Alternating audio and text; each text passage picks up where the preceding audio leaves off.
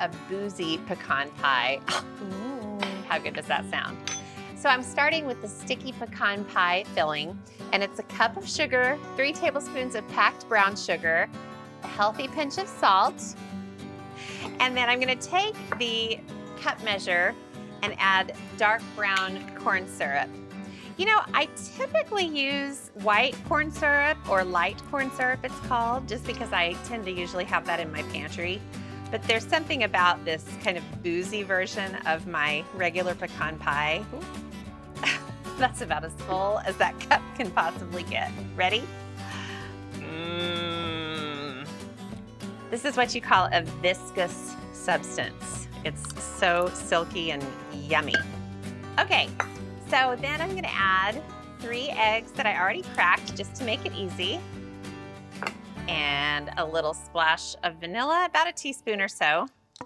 Normally I would stop mixing here for my regular pecan pie, but I'm gonna take the liberty of adding about a 1/4 cup of bourbon. Any more than that, and it would probably affect how the pie bakes. Any less than that, and you would be disappointed.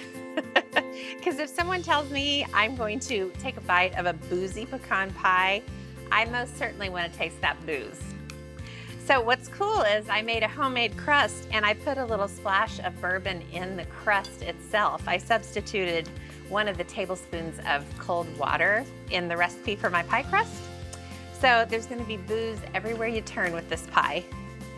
And then melted butter, and that really, really sends this filling over the top.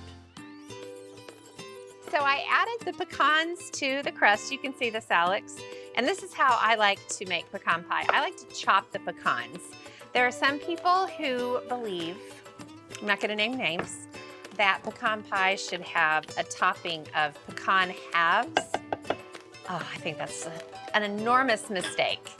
I think you need to have them chopped up, because then you wind up with little crispy, wonderful bits of pecan instead of big halves that tear through the filling. I have a whole philosophy and religion about chopping pecans for pecan pie. I'll write a book about it.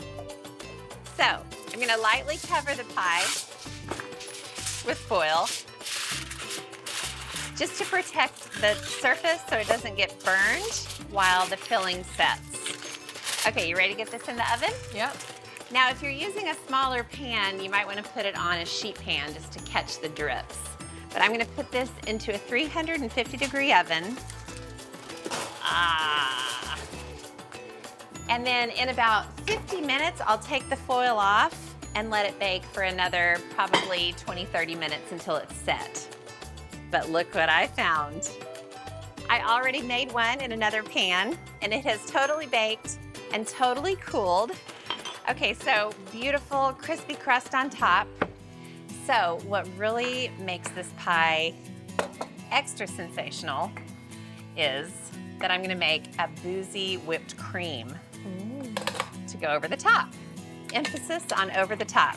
So I'm gonna sift just about a 1/4 cup of powdered sugar, and then I'll add a cup of cold cream, and you guessed it, healthy splash of bourbon. Pecan pie is wonderful because you can actually serve it cold, room temperature, or warm, and it's delicious any way you slice it. Okay, so then I just stir this around, and I'm actually gonna beat the whipped cream by hand, and that way it'll be kind of soft. It'll just sort of be billowy on the slice of pie. That is so good. Is it really? Mauricio, get in here and look at this. Look at this boozy pecan pie you're getting ready to eat. And then a little boozy whipped cream for you. Uh-oh. Thank you. Cheers. Boozy pecan. Oh. How is it? Which one are you? So good. I'm making a pumpkin pie pudding. I'm starting with a softened banana here in a bowl, mashing it with a fork. You look for a really ripe one, let it sit on your counter and get nice and dark. And I'm gonna add into that some canned pumpkin. Oh. That goes right in. So mine has, you know, some stuff that's good for you in there mixed in with the sugar. Now, is that pumpkin pie filling or just straight up pumpkin? It's straight up pumpkin. Okay. And I always find that I open a can of that and I've got just a little left. So I'll either mix it in my yogurt in the morning or I'll put it in a smoothie, or like this, you can make a little pumpkin pie pudding with it. Oh, yeah. And then I'm gonna add to it my vanilla pudding. So that goes right in. There's the pudding part, vanilla.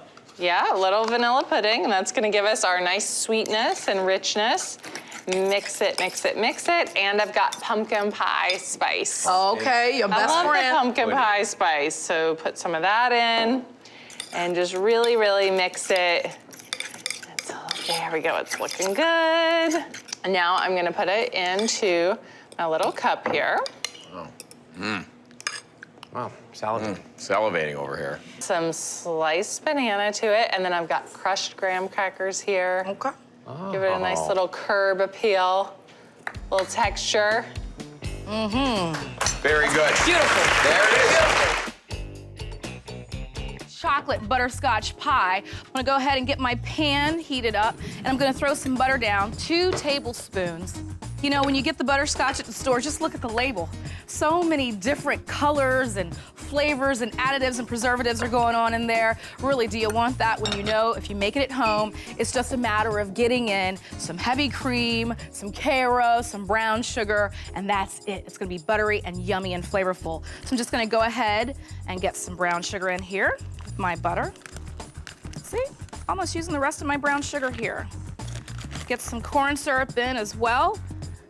I'm gonna get this all melted together with a nice little pinch of salt. What I wanna do now is kind of make this dark amber color that we're looking for a little bit light and golden with our heavy cream.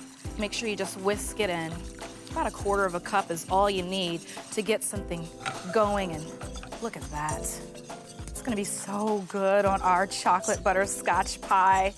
And like I said, I know you can get it at the grocery store, but when you see how easy it is to make it at home, come on, why not? So that's it. That's done. Just gonna let that cool down and get ready for the pie. What I wanna do now is start working on the pie, and I gotta get my mascarpone cheese out of the fridge, a ready-made chocolate crust, some vanilla, some chocolate chips that are gonna be great in this as well. This is a pie that I love to make, and I gotta say, kind of like a pint of ice cream, I could finish this whole thing by myself. It's very scary to see. I often do it alone, but this is great for having with friends as well too, especially if at your tailgating party, there's some kids coming by to hang out. All right, so the entire 8 ounces of my mascarpone right there. Now I wanna get 1.5 cups of the heavy cream in and start working them together and get them nice and creamed up. 1.5 cups. Now, a lot of times, you'll see mascarpone cheese and say a tiramisu recipe. It's really not cheese, just so you know. It's more of a very thick and heavy cream that they process kind of like a cheese. That's why they call it mascarpone cheese. But man, when you get this into a pie like this, it's gonna be very velvety, creamy. It's just a great addition to this pie. A little pinch of salt. And I'm just gonna go ahead and pour in a little bit of vanilla extract as well. And that's all you need. All right, now I'm gonna get a little bit of sugar into the situation because, come on, it is a pie and we do have chocolate and butterscotch to go along with it. So I want the inside to be nice and sweet and fluffy. So 1/2 cup of sugar right in here, and that's it. Now, I'm going to go ahead and combine this and then bring up the speed on this and make sure that it gets to nice, soft peaks. And you'll know it's soft peaks because when you bring your paddle out of it or a spoon or anything, it just kind of falls over lightly and gently and not hard peaks, which is kind of stiff and straight up. This is what you're going for here, right at the end, nice and velvety. Any further than this, it's gonna start to granulate and get choppy looking. So this is good to go and ready for the mini chocolate chips I'm gonna hit it with.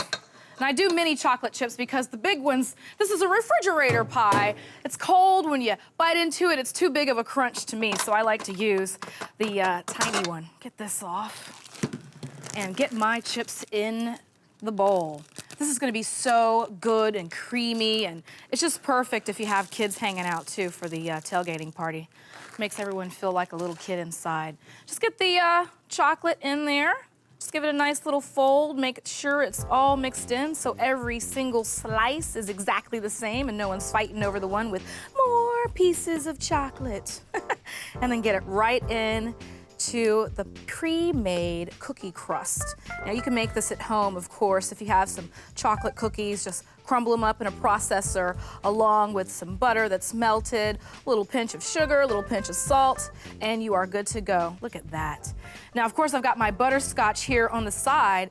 I took some time to make it home. I know you can buy it at the grocery store, but there's just so many extra ingredients in the one that you buy at the grocery store, the coloring, the flavoring. When you do it at home, it's just butter, corn syrup, brown sugar, a little pinch of salt. When it gets that brown, dark amber color, you hit it with some heavy cream and it's good to go. Why worry about preservatives and stuff? All right, so I'm gonna put this in the freezer because I'm hungry and I wanna eat this in about an hour. But if you have 3 hours, you can put it in the refrigerator and you're good to go as well. All right, here is our chocolate butterscotch pie. Really easy. I got the store-cut or the store-bought pie crust. Chocolate crumbs, of course. And then what I'm doing now is just gonna go in with my knife, get it out. We have mascarpone cheese in here. Also some heavy cream, little vanilla, little sugar, and you are at the finish line. Get this on my plate here. Let me show you how I like to do dessert. Really, I'd take one piece out and eat the rest of the pie. All right, baby, come on out. Look at how creamy that is. Take it to soft peaks when you're blending it, and that's gonna make it so yummy. Look at that. Our homemade butterscotch sauce right over the top. Let me dig into this. Smooth, velvety, chocolate, buttery. That's all I gotta say. When I was at the farm stand and I saw all these gorgeous pears and apples, I thought, I've definitely got to make a pear and apple crisp for my barn warming. So I've got 2 pounds of Macoun apples. I've peeled them and diced them. And I've got 2 pounds of Bosc pears. You can really choose any kind of apples that are firm and crisp. And you want pears that are firm also, but also sort of juicy. You can see when I peel them, they're just delicious. So I peel them, and then I'm going to cut them in 3/4 inch dice. Take the cores out. It's a little bit of a messy job, but worth it. Okay, so that's 2 pounds of apples and 2 pounds of pears. And I'm gonna add cranberries, 3/4 cup of cranberries. They're dried cranberries, and I think they're really sort of autumnal and delicious in this. Now to give it lots of flavor, I'm gonna put in lemon zest and orange zest. About a teaspoon of lemon zest. A teaspoon of orange zest. I like to mix them because one's a little sweeter, one's a little tartar, and this way neither of them really overwhelm the pear flavor. And then some juice. I always want a little juice to mix with the flour and sugar, so it gives a nice sort of sauce when it's cooking. So about 2 teaspoons of orange juice, about 2 teaspoons of lemon juice.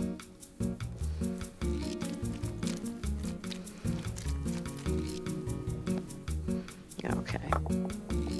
1/2 cup of sugar, 1/4 cup of flour. That's just gonna sort of create that little, you know, that delicious goop in the middle. So when the juices of the pears and apples come out, it'll make a wonderful sauce for it. Okay, now some classic apple pie flavorings. A teaspoon of cinnamon, 1/2 teaspoon of nutmeg. So all of these enhance the pears and the apples, but none of them really overwhelm it. Just to bring out all that sort of gorgeous pear and appleness. Okay, so I think I'm gonna fill the ramekins. So I have 12 small ramekins. They're each an individual crisp. And I think this is gonna be just delicious. You wanna fill them each a little high, because when they bake, you know, they sort of go down. So it's about 1 cup in each one. And now for the oatmeal crumble topping. Okay, 1½ cups of flour, 3/4 cup of light brown sugar, and 3/4 cup of granulated sugar. Okay, 1/2 teaspoon of salt, Salt's really important when you bake. Really brings out the flavor. And 1 cup of oatmeal. Has great crunch and flavor. Half a pound of butter. I'm just gonna dice it and then mix it into the topping. Okay, and then I'm just gonna blend it all together.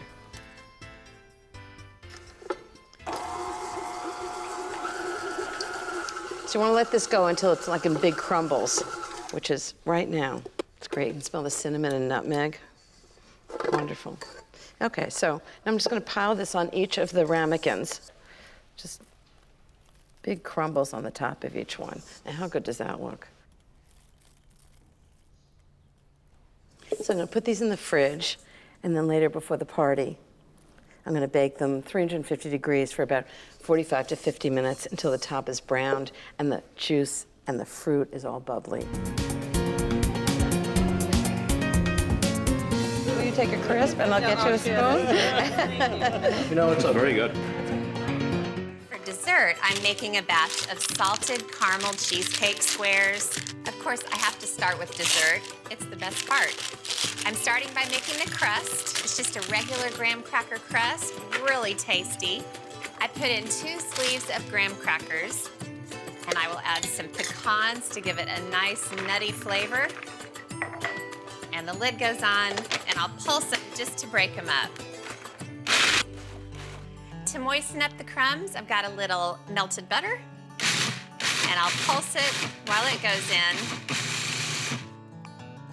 And for extra yumminess, a little splash of vanilla. Pulse it all in. Now this goes into a buttered pan. I lined it with foil just to make it easy for the squares to come out when they're done. I like a generous crust with my cheesecake, and this is exactly that. It's gonna be nice and thick. I wanna firm it into the bottom of the pan. The crust looks great, it's all packed in there. So now I'll start on the cheesecake filling. I have 3 blocks of cream cheese. It's been softening. And I'll add 1.5 cups of sugar and let this start mixing together.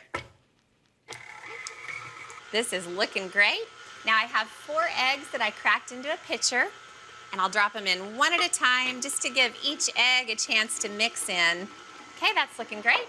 Now a splash of vanilla. And the last thing, and I'll just add it while the mixer is going, 1/2 cup of sour cream. This is a fantastic cheesecake recipe. I use it all the time. I'll turn up the mixer just to get it nice and smooth for a few seconds. That looks perfect. Can't promise I'm not gonna lick the bowl. It just looks too good. Get it all smoothed out into the corners. Look at this luscious mixture. The cheesecake goes into a 350-degree oven for about 45 to 50 minutes. And after that time, I'll turn off the oven and open the door for another 10 minutes. And after that, it goes into the fridge. All right, the cheesecake is baked and cooled. It looks amazing. And now it's time to pour on the caramel topping. I poured a can of sweetened condensed milk into a pan. This is the secret to foolproof caramel. Then added dark brown sugar, salted butter, some dark corn syrup, a little vanilla extract, and stirred the mixture until the butter had melted, the sugar had dissolved, and the whole thing had come to a boil. Then I attached a candy thermometer and boiled the caramel, stirring constantly until it reached 225 degrees. Then the heat went off. I let the sauce cool for about 5 minutes, and now I'll pour it all over the surface of the cheesecake. Oh boy, how good does this look? Now the pan goes back into the fridge, and then before I go to the building, I'll cut the cheesecake into squares and I'll sprinkle them with salt. My Mandarin meringue pie. So to get started, I'll make my crust. I love a shortbread cookie crust. It's super easy. I'm starting with store-bought shortbread. I love these little guys. I'll plop 12 of them into my food processor. 12, yeah. I'll sweeten this with 2 tablespoons of sugar and a pinch of salt to balance all the sweetness. And then I'll pulse these until they're crumbly. It's crumbly. There are a few bigger bits, but they'll continue to be broken up as I pulse in the butter. I've got 4 tablespoons of melted, unsalted butter here, and I'll use this just to bring it all together.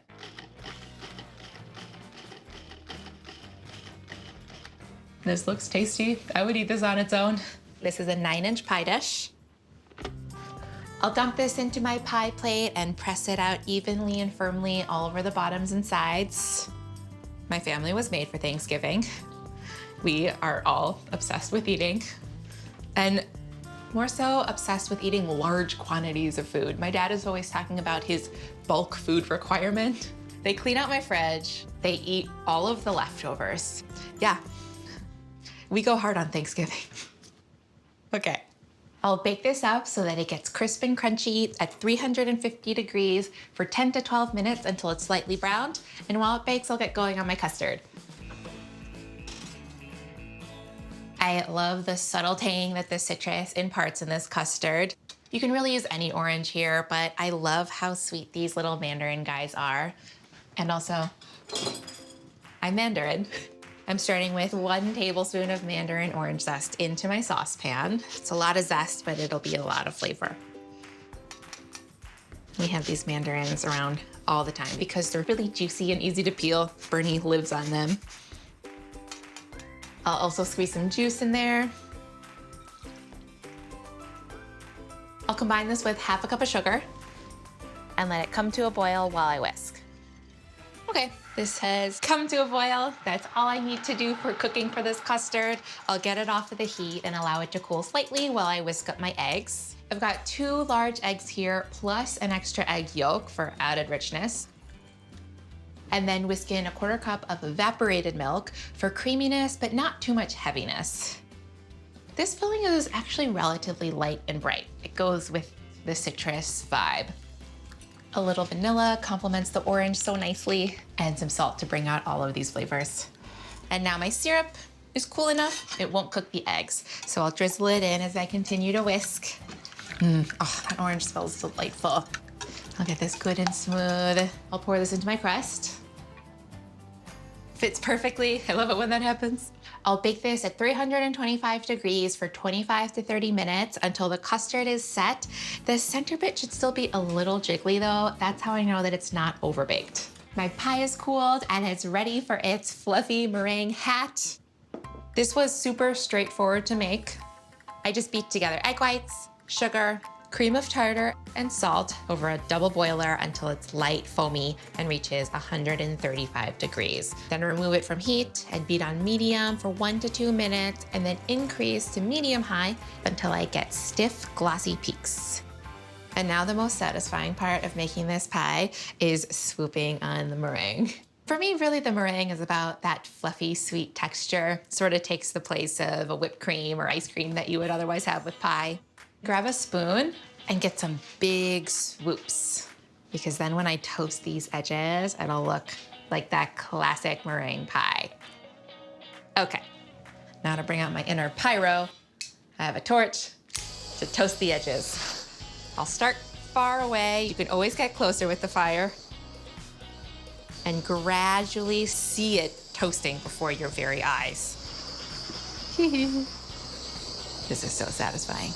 Smells like a toasted marshmallow. All right, I think I better stop right there. That is a stunner. I can't wait to slice into this. All right, straight to the freezer for our dessert. I'm sure you've heard it plenty of times before. When baking, cold is what you need. Freezing is even better. It's gonna make the crust or the cookie crunch light, airy, crisp.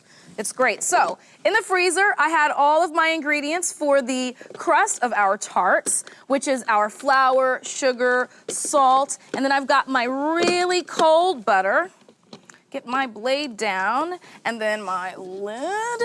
Now, to this, I'm just gonna add the cold butter after I give it a nice run through. Don't forget the pecans are in here as well. We're gonna make a pecan pumpkin tart with the crust that has pecans in it. Flavors all over the place. All right, so about 6 tablespoons of our rock hard and cold butter.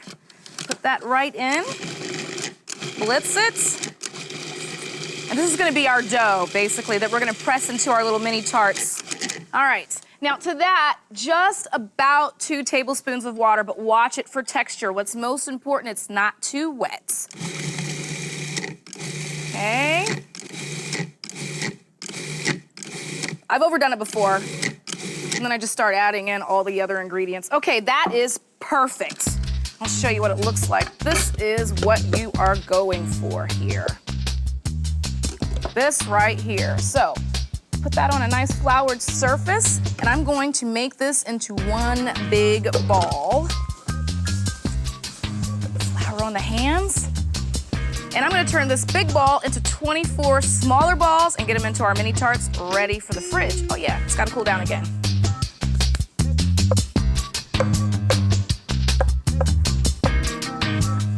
I'm gonna put my dough balls into a pre-greased mini muffin tin.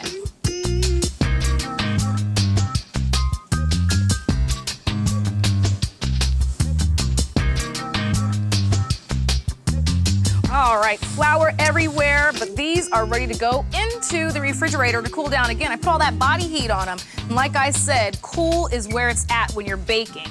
I wanna build the custard. So first things first, I wanna go ahead and get my eggs ready to go. I love this recipe. It's a cross between a pumpkin pie and a pecan pie, which I love pecan pie. And I love pumpkin pie too, so. All right, so 1 full egg and 1 yolk. To that, I'm gonna add a tablespoon of sugar. Go ahead and make sure you measure. This is baking. And this is for your friends and family, hopefully, so take a little bit of time to measure away. So that's 1 tablespoon of our sugar. And then a little trick I'll show you. If you're using some dark corn syrup like I am right here, or honey, any other thick liquid, and you're gonna measure it, just go ahead and spray the measuring cup with a little bit of cooking spray before you pour it in, and everything will come out. Be sure you're measuring properly. All right, so we're gonna put a 1/2 cup of that in. Where's my 1/2 cup? That's gonna go right in. Now watch how easily it pours out. Look at that. Come on, shortcut. And then to this, we're gonna add a 1/2 cup of our pumpkin filling or our puree. Now, you can almost eyeball this, but I'll go ahead and scoop a little bit. This is just gonna be the moisture and the flavor. Let me tell you, the hint of pumpkin in this is great. So a couple of scoops of that, and then just a little bit of vanilla. I'm gonna go ahead and get my whisk out. Now we're not done here. We wanna add some pecans, but really quick, I'm gonna mix this around. All right, and I'm gonna go ahead and chop a handful of pecans. Now this is where you just do what you like, but don't go overboard because we still want it to be nice and liquidy. Let me wipe off my knife. Okay, and give these a nice little run. All right, pecans go right in. And this is great because pecans are also in our crust that's in the oven right now, blind baking for us. And see, our filling is done, good to go. Now, blind baking, just so you know, it's basically just getting our crust cooked for us and ready to go, so it's crispy and crunchy, and you know, it's perfectly cooked for what we're about to do to it, which is add the custard. And they're looking good. Come on out, babies. I love this dessert because if you're gonna have a big dinner, you don't feel too guilty when you just pop a few in your mouth. All right, so I'm gonna go ahead and fill each of my 24 up and then put a little pecan half on top of each of them and get them back in the oven. Going into my 350-degree oven for a twist on the classic mini pecan pumpkin pies. Chocolate marshmallow pumpkin pie. I'm gonna make some chocolate ganache. I've got some cream that's been simmering away, and I broke up some chocolate pieces. Okay, this is about halfway mixed together, so it's a good time to add just a little bit of vanilla. Okay, this ganache looks beautiful. It's nice and smooth.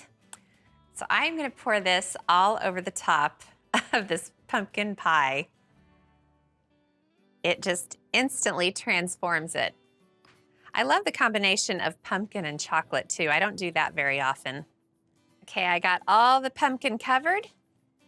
So I'm gonna put this into the freezer so the chocolate will set. It won't take long at all. While it sets in the freezer, I'm gonna whip up a creamy marshmallow topping for the pie. It starts with a 7-ounce container of marshmallow cream. It goes into the mixer with 1/4 cup of room temperature butter. I'll just beat them together until they're combined.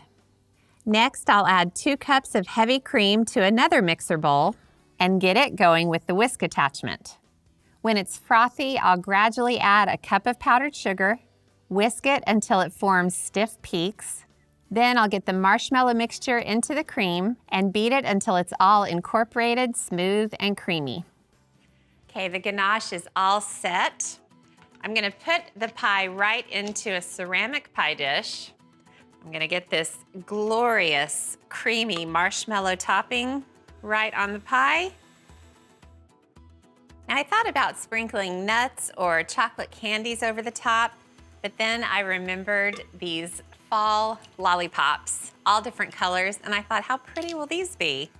So I am just gonna stick them all over the pie. No particular order. I love the colors, they're so gorgeous. I'm gonna make a pumpkin flan, and it's kind of like a mashup of pumpkin pie and creme caramel. So I'm gonna start with 1 can of sweetened condensed milk, 1 can of evaporated milk,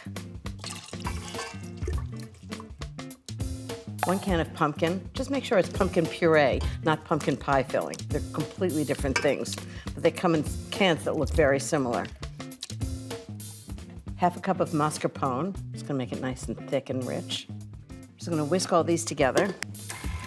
And when it's nice and smooth, I'm gonna add 4 extra large eggs. So 1 teaspoon of vanilla. And I have maple extract, which really kind of boosts the flavor of maple. 1/2 teaspoon, it's very, very strong. Make sure it's pure maple extract. Okay, 1.5 teaspoons of cinnamon, because of course you always have to have cinnamon with pumpkin. And 1/2. It smells so good. And 1/2 teaspoon of nutmeg. And the last thing is orange zest. And the zest has more flavor than the juice, so I always use it when I can. Just stir it in. And that's basically the custard. I'm just gonna pour it over the maple caramel that's already in the pan. It's just fantastic. Let me tell you how I made it. It's pretty straightforward. I put 3/4 cup of sugar in a small saucepan, poured in 1/3 cup of pure grade A maple syrup, 1/3 cup of water, brought them to a boil, swirling the pan to dissolve the sugar, and cooked the caramel at a low boil without stirring for 8 minutes. When the mixture turned golden brown and registered 230 degrees on a candy thermometer, I turned the heat off, swirled in 1/2 teaspoon of fleur de sel, poured the caramel into the cake pan, and let it cool for 30 minutes. Okay, I'm just gonna pour this mixture on top, and I wanna do it kind of slowly so it doesn't mix in with the caramel. Okay. So now I'm gonna put it in a water bath, which is in a pan. And I'm gonna put water all the way around. Make sure you don't get any water into the flan. And what this does is make sure that the temperature around the custard never gets to be more than 212 degrees Fahrenheit. I'm just using the hottest tap water. Okay, ready for the oven. From here on, it's all about baking and chilling. I'll put the flan in the center of a 350-degree oven for 75 minutes.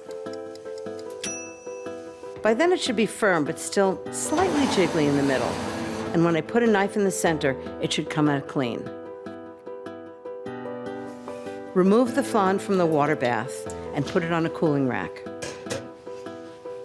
Then when it's completely cool, I'll cover it in plastic wrap and put it in the fridge for at least 3 hours. So the flan is chilled. And now the moment of high drama when I take it out of the pan. Okay, it's thoroughly chilled, which is great. I'm just gonna run a knife right around the outside. How good does this look? There it is, just like that. Whoa. And the caramel is just gonna go all the way around. I think it needs a little orange zest on top, don't you? It's so creamy and absolutely delicious. I don't know, I may have to skip the turkey and go directly to dessert. This is fabulous.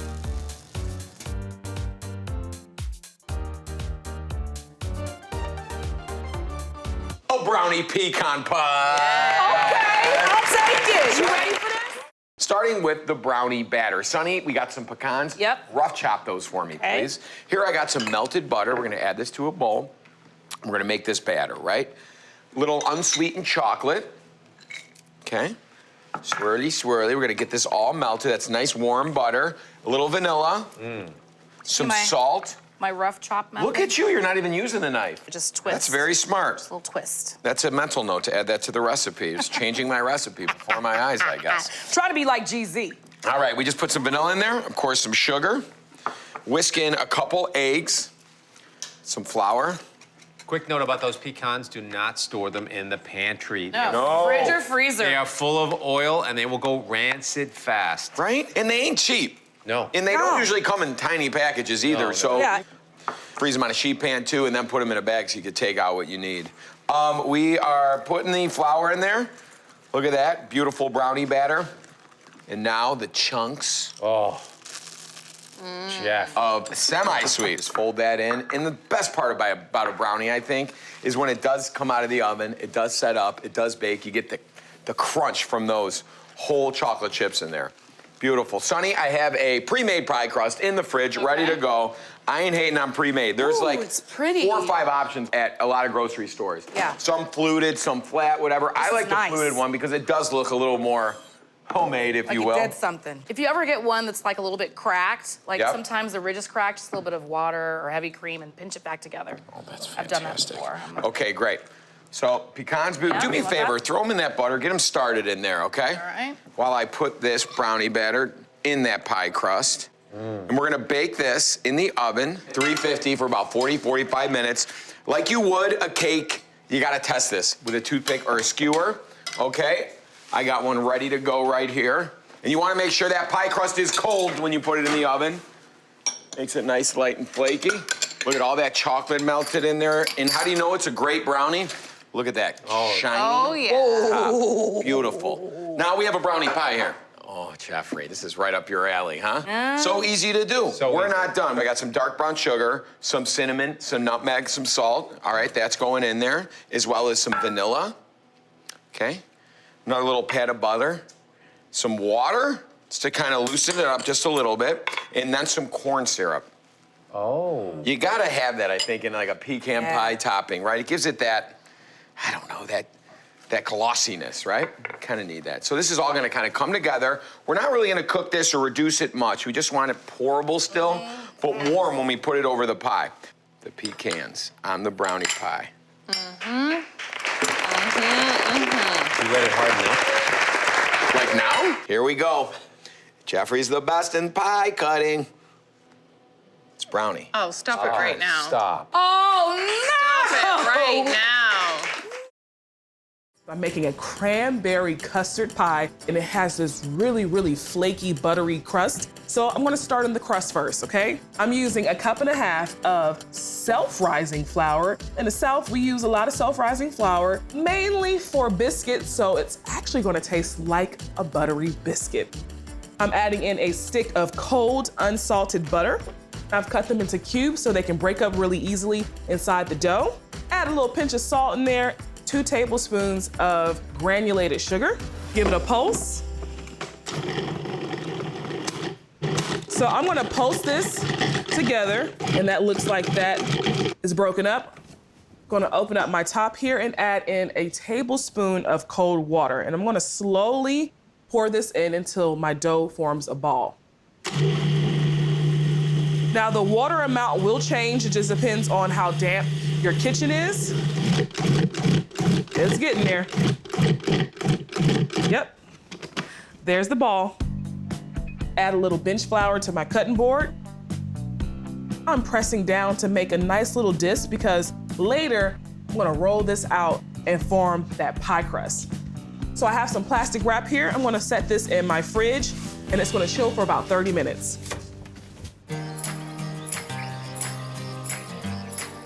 So my dough has been chilling for 30 minutes. I'm gonna roll it out now.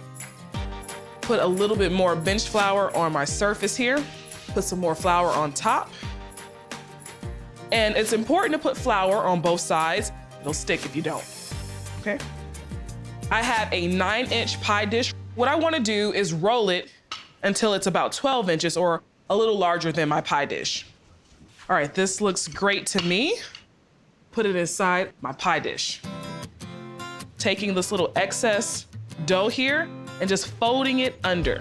The thing about crimping, you can do whatever you feel comfortable with doing. You can make these nice little indents with your finger, like you'll put your finger in here and then you'll crimp it with your thumb, like that. Or if you're more comfortable, like I like to do sometimes, is just use a fork. Put little indents in it just like that. So I'm gonna pop this back in the fridge while I make my filling. Now this custard, all right, simple custard. 2 cups of granulated sugar, 2 tablespoons of all-purpose flour, 2 tablespoons of cornstarch. That's gonna help that custard stay nice and together. And a 1/2 teaspoon of salt. Now for my wet ingredients. 4 eggs. That's what the base of a custard is. Eggs and sugar. A 1/2 cup of heavy cream. The zest of 1 orange. Citrus and cranberry complement each other really, really well. I'm gonna add in 1 teaspoon of vanilla. So that's combined. Now I'm gonna add my dry to my wet.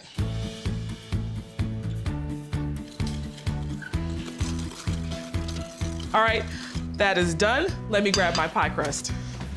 So I have 4 cups of thawed frozen cranberries. I'm pouring this at the bottom because once I pour the custard on top, it's just gonna rise to the top. You see how they're starting to float to the top? Yes. So by the time it bakes, we're just gonna have this really pretty layer of cranberries on top. So I got my oven preheated to 350. I'm gonna bake this for about 50 minutes. My apple pie bars are kind of a mashup between apple pie and shortbread bars. So I've got 1 pound of butter.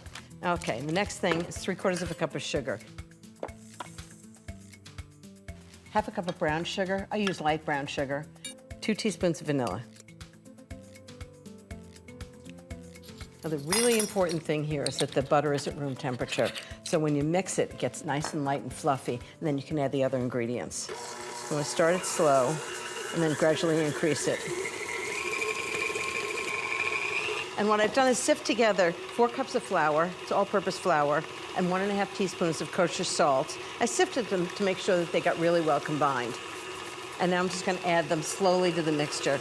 And what I do is I turn the mixture down low, and rather than dump the whole thing in, which means it probably won't mix in well, I'm just gonna do this slowly.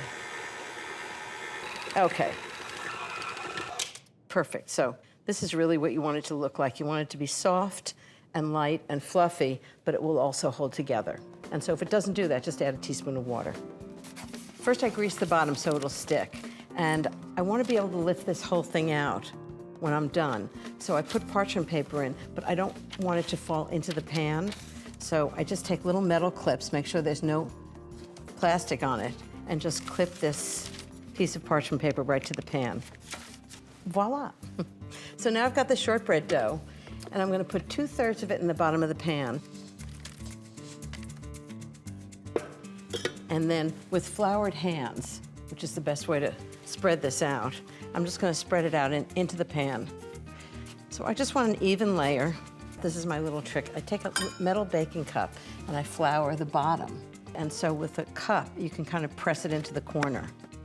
Okay, so now what I'm gonna do is I'm gonna refrigerate this for 20 minutes, then I'm gonna bake it 375 for about 18 to 20 minutes until it's golden brown and delicious. And then I'm gonna cool it. Happily, I've got one already done. How good does that look? It's incredible. I combined 1½ pounds each of sliced Granny Smith apples and Golden Delicious apples. I added 2 tablespoons of freshly squeezed lemon juice to stop the apples from browning, 1/4 cup of granulated sugar, then some classic apple pie spices, a teaspoon of ground cinnamon, 1/8 teaspoon of ground nutmeg, and mixed it all together. Then I added the apples to a pot containing 4 tablespoons of melted butter and let it simmer for 15 minutes, just until the apples were tender. That was pretty easy, right? Okay, so what I'm gonna do with the apples is I'm gonna spread them out on the shortbread crust. So there's just a little bit, like a 1/2 inch border around the edge. Okay, so that's it for the apples. So I have 1/3 of the shortbread left in the mixer. I'm just gonna add a few things to give it even more flavor and crunch. So 1/2 cup of chopped walnuts, a teaspoon of ground cinnamon, the mixer back on, just enough on a low speed just to get it all mixed together. Okay, last little bit. How good does this look? Okay, next I'm gonna show you how I bake, cut, and serve the bars. The pan goes into a 375-degree oven for 25 to 30 minutes. Then when the time's up and the topping is browned, I'll take them out and let them cool completely. Then use the parchment to lift the slab out of the pan onto a board. Slide the paper out, then cut it into 12 squares with a large, sharp knife.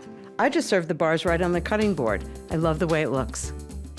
So that's apple pie bars. Apple pie in the form of a bar. Who wouldn't want to eat that? I do. I'm making my chocolate pecan sandwich cookies, which are crunchy and sweet with fluffy caramel buttercream in the center. To get started, I'm coarsely chopping some toasted pecans. They smell really good. I'll set them aside and then mix up the dry ingredients for my cookie dough.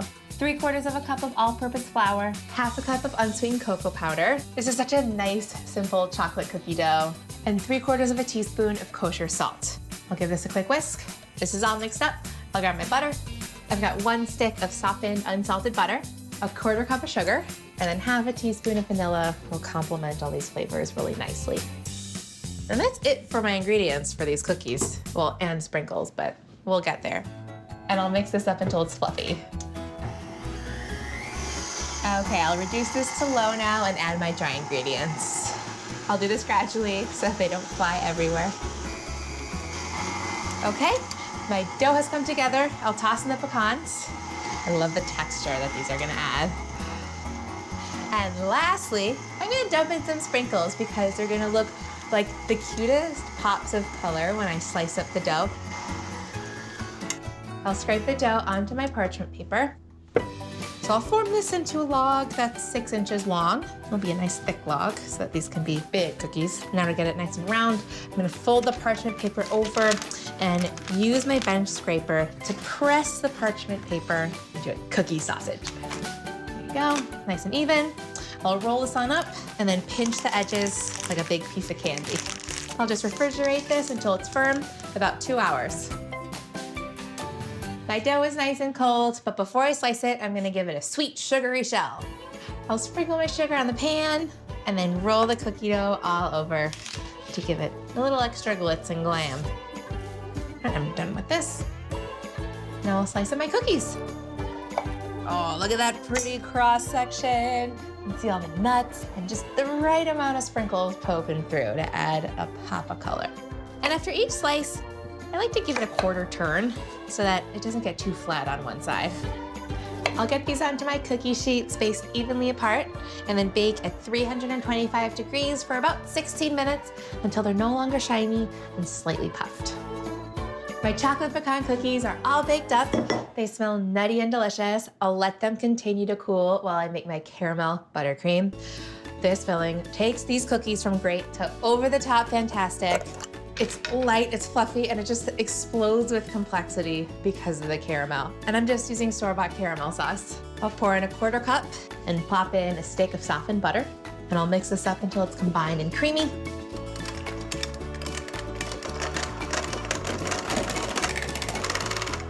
And then scoop in 1½ cups of powdered sugar and a couple of pinches of salt. I'll mix this up until it's fluffy. It's important to mix it slowly at first so that the powdered sugar doesn't go flying everywhere. I'll plop this into a piping bag, fit it with a round tip. or you could use a zip top bag with the corners zipped off. Then gently swirl the filling onto half of the cookies. That buttercream is so smooth. And I'll sandwich on the tops. All right, I'm going in for a taste. What could be more appropriate dessert for a gardener than a carrot cake? First thing, I'm gonna use 2 cups of sugar. 2. Next, I need 1 1/3 cups of vegetable oil. Perfect. This cake is good. It doesn't use butter, it uses oil. 3 eggs. I'm just gonna turn this mixer on. Add the eggs.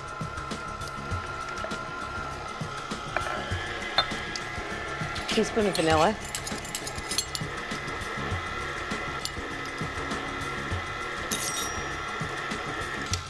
Okay, that's the wet ingredients. Now the dry ones. So I need 2 1/2 cups of flour. And put it in a sieve because I always sieve the dry ingredients. 2 teaspoons of cinnamon.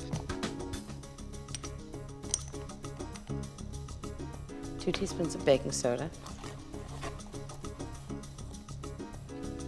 1 1/2 teaspoons of salt. I'm just going to sift all that together. This just mixes it and makes sure that if there are any little things in the flour that you don't want in your cake. That's it. On low speed. Just add the dry ingredients slowly. You don't want the flour to clump in the cake. But remember, this is the point, you don't want to overmix it so the flour doesn't get tough.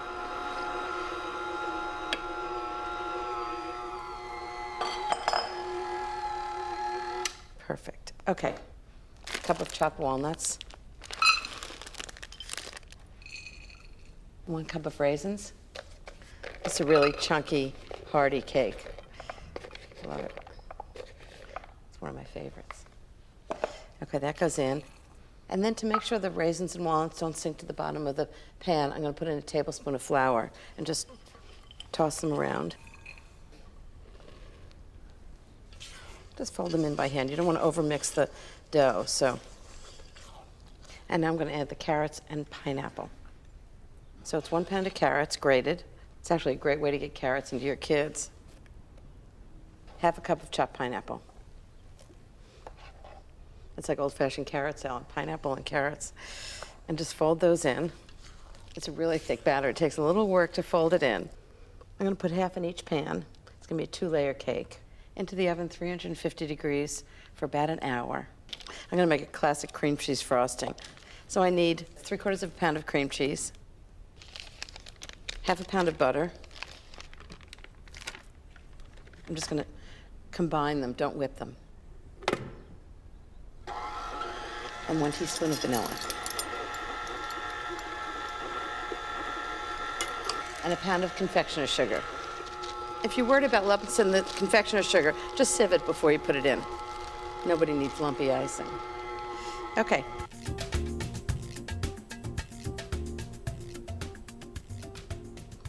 And that's it.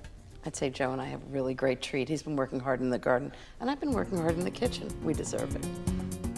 My current favorite dessert is pumpkin tiramisu. It is to die for. I put a can of plain pumpkin puree into a bowl, and I'm adding a package of softened mascarpone cheese, and I'm just gonna combine this. It's really important that the mascarpone is room temperature soft because otherwise it's difficult to mix in with the pumpkin. Now I've got some cream that I've been starting to whip, and I'm gonna sweeten it up with 1/2 cup of brown sugar and some ground cinnamon, and 3 teaspoons of vanilla. And then I'll whip this until it's just about stiff, but not quite. I'll tell you why I love a Thanksgiving version of tiramisu. It's one of those desserts that you can make the day before Thanksgiving. Okay, that is looking good. So I'll fold in the pumpkin mascarpone mixture. One mistake some people make when making pumpkin desserts with canned pumpkin is they accidentally use pumpkin pie filling. If you use the pumpkin pie filling, sometimes you wind up with a dessert that's too sweet. I know that people make that mistake because I was once one of those people. Now the next thing I'm going to fold into this is a luscious custard. I made it earlier and it's been chilling in the fridge. So while I mix it in, let me tell you how to whip this up. I added 1/4 cup of sugar to 5 egg yolks, whisked them, put the bowl over a pan of simmering water, then gradually whisked in 1/2 cup of bourbon, cooked it for about 5 minutes, took it off the heat, then covered and chilled it. This custard smells so good because of that bourbon. Okay, this is where you really want to be gentle with your folding. You never want to just stir it and beat it up. Ooh, I definitely want to lick this spatula. But first, I'm going to cover the bowl with plastic wrap and get this in the fridge. All right. See you in an hour.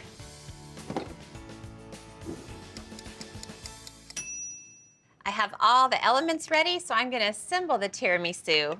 I'm using store-bought ladyfingers, which I think is the best kind of ladyfinger to use for tiramisu. Now, if you don't have access to store-bought ladyfingers, you can just make a simple white cake or a sponge cake. I've done that before too, and it works great. I think just 3 more will fit on this bottom layer. So the first thing you want to do with the ladyfingers is soak them in a really yummy espresso syrup. This one has some nice spices, so while I spoon this over the top, let me tell you how to make this. I added 2 teaspoons of instant espresso to 1½ cups of boiling water and stirred it until it dissolved. Then I added 1/2 cup of brown sugar, a teaspoon of cinnamon, 1/2 teaspoon of ground nutmeg, and stirred the syrup until the sugar had dissolved. 1 more spoonful. So the next thing I'll do is add 1/3 of the pumpkin mixture. Spread this evenly over the ladyfingers. You want to be gentle so you don't disrupt the layer below.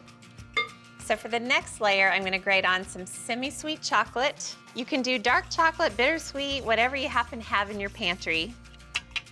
Okay, now the next thing I'm going to add are ground Gingersnap cookies. Just a nice, even layer. Can you imagine the flavor from these? Now I'm going to repeat the layers 2 more times.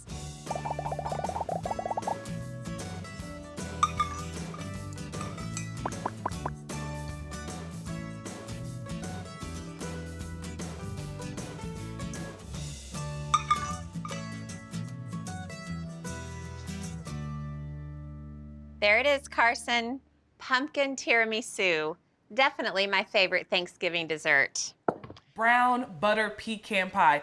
It's my spin on a Southern comfort food classic. That brown butter adds another layer of nuttiness, and I also top it with a bourbon whipped cream. Before we begin, grab a stick of cold unsalted butter, preheat your oven to 400 degrees, grab a medium bowl and chill that for the bourbon whipped cream, and also grab 1/3 cup of cold water.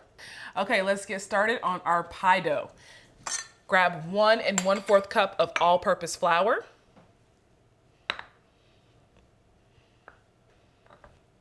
Level it off. Add it to your bowl. Now, the 4th cup.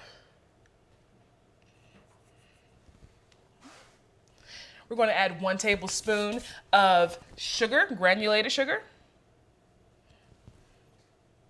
1/2 teaspoon of kosher salt. Mix that in. And now let's grate in our cold butter.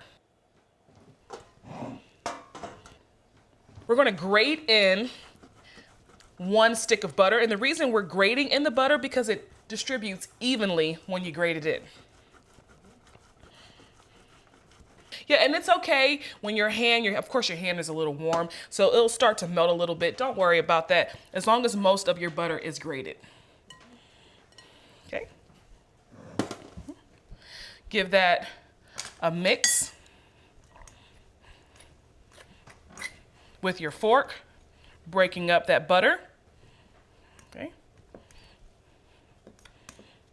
what we can do is just use your hand. Break up some of that butter with your hand.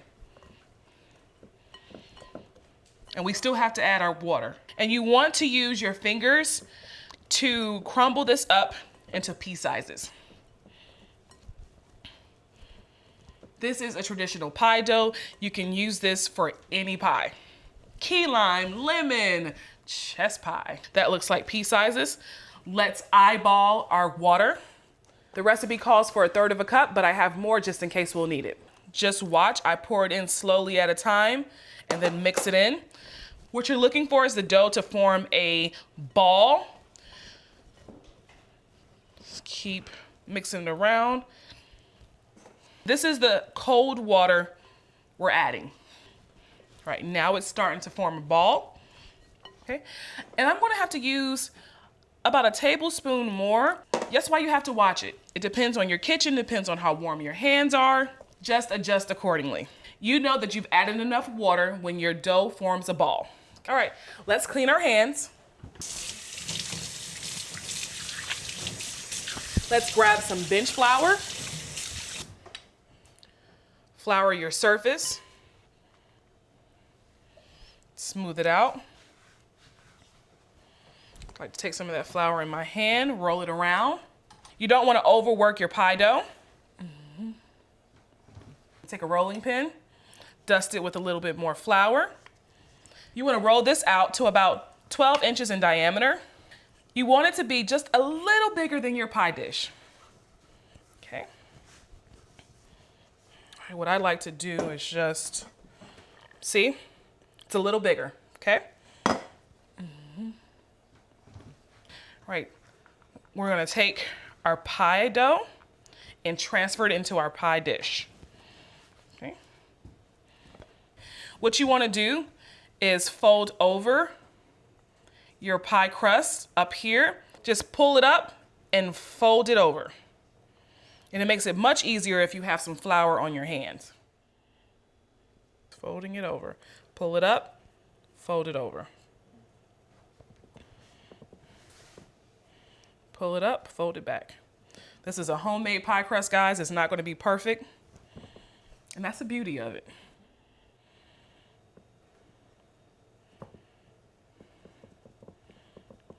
Pull it up some more. And you're folding it back. Okay. And just make sure it's even up there. Pull it up if you need to. Press it down right here. Pull it up, press it down. Because it will fall into your pie dish, so you want to make sure you're pulling it up gently. Okay. If you're not comfortable with making crimps, you can always use a fork to make a small little indent in your crust. But I like using crimps, and I'll show you how to do that. Take your thumb finger, your index finger, and you take your index finger with your other hand and just press in. Press in. Press in. That simple. You're essentially pinching your pie dough.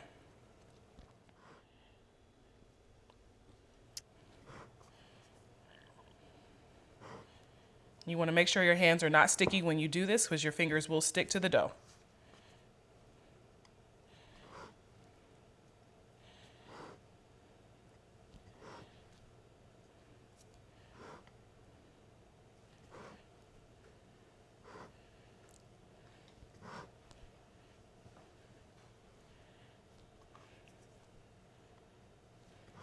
We're gonna pop our pie dough in the freezer for about 15 minutes, and the reason we're doing that is because we need our pie dough to set up. Let's head over to the freezer.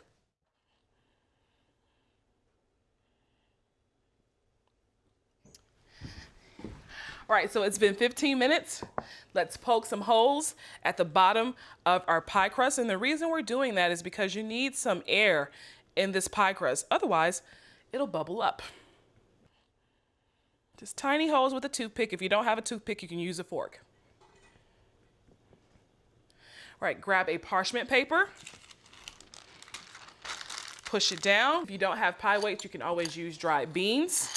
And the reason we're using pie weights is because if you blindly bake a pie crust, it does have the tendency to bubble up. So in order for it to stay down in your pie dish, you have to put some type of weight on it, okay? All right, let's go over to our oven that's been preheated to 400. We're gonna bake it for 15 to 20 minutes. Right, hit that pause button, meet me back here in 15 to 20 minutes. It's been about 15, 20 minutes. Let's remove our pie weights. Okay. Now we're gonna brush our pie crust with an egg wash. And the reason we are brushing the pie crust with an egg wash is to make it really pretty and shiny, and it also helps brown the pie crust. I have some water here in a small bowl. I'm gonna add 1 egg, give it a whisk.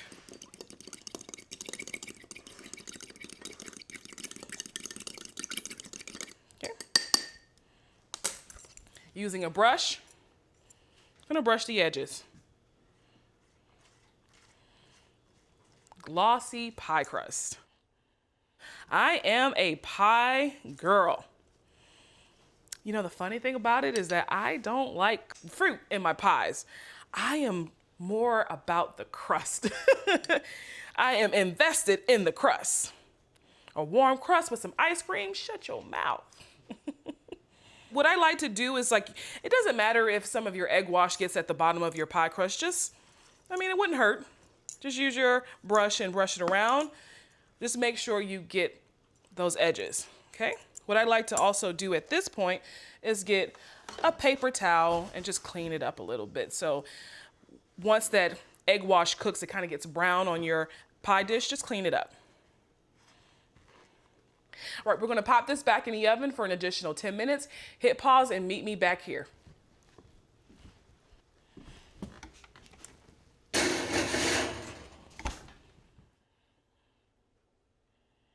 All right, let's pull our pie crust out of the oven. Ooh, that's pretty. That is pretty. Okay, I'm gonna let this cool. At this point, we also need to turn down our oven to 350, okay? Now for the good stuff, the filling. Let's melt 6 tablespoons of unsalted butter. We're gonna melt this and brown it. Yeah. Brown butter is just gonna add another layer of nuttiness and richness to this pecan pie. Browning butter is just cooking it for an extended amount of time, and you're actually caramelizing the butter. So it's gonna evoke this nutty, almost caramelized flavor. You definitely want to keep an eye on it at this point because it will burn. We want brown butter, not burnt butter. And I like to continuously stir to break up any of those brown bits that start to form at the bottom of your pot. Make sure your heat is not up too high. Medium-high heat should do it. We're looking for a deep brown color. Starting to smell that butter cook. Whew. What you want to do is take your wooden spoon or a spatula and break up some of those brown spots on the side of your pot.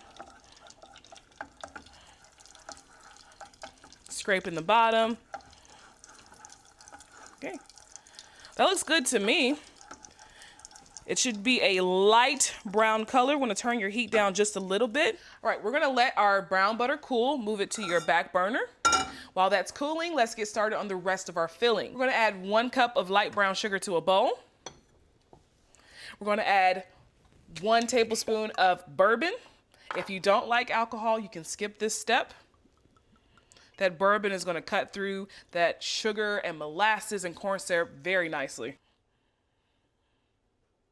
2 teaspoons of vanilla extract.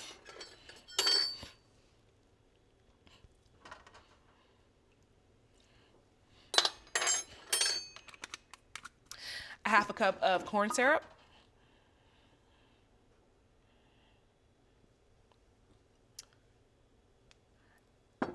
And a 1/4 cup of molasses. Wouldn't be a Southern comfort food classic without molasses. Give it a whisk. Okay. Now we're gonna add in our eggs, 3 eggs.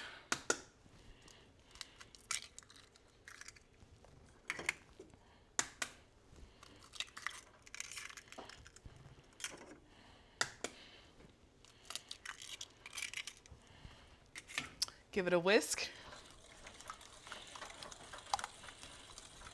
And if you've ever had pecan pie, you know that's a really rich and sturdy pie. Adding the egg helps create that consistency. Okay. All right. Now we're going to fold in our pecans. We have 2 cups of pecans and a half a teaspoon of kosher salt. Okay. Let's fold it in with the wooden spoon. If you have a spatula, you can use that as well. And don't forget about that brown butter. It should have cooled by now. We're going to add that in. Slowly pour it in and fold. Make sure your egg and syrup and the butter and the sugar are all mixed in thoroughly. Okay. Keep folding. All right, that should be good. Let's pour our mixture into our pie crust. How gorgeous is that? Look at that color. Let's pop this in the oven at 350 for 40 to 45 minutes. Hit pause and meet me back here. All right, let's remove our pie from the oven. That smells incredible. Ooh, and it's just as pretty. Look at that. I know you want to dig into this right now, but we got to let this cool, hit pause, and meet me back here when it's cool. Our pie has cooled. Let's start on our bourbon whipped cream. Remember that bowl I told you to have chilled? This is why. We're going to add 1 cup of cold heavy cream. We're going to beat this on high until it forms soft peaks.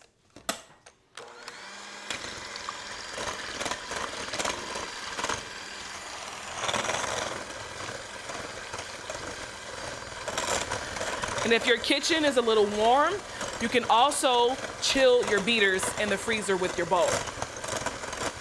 The reason why we have our bowl chilled and as well as the beaters chilled is because we need to stabilize this whipped cream.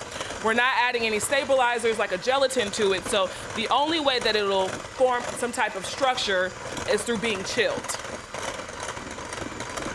I like to keep moving the bowl around, getting the sides.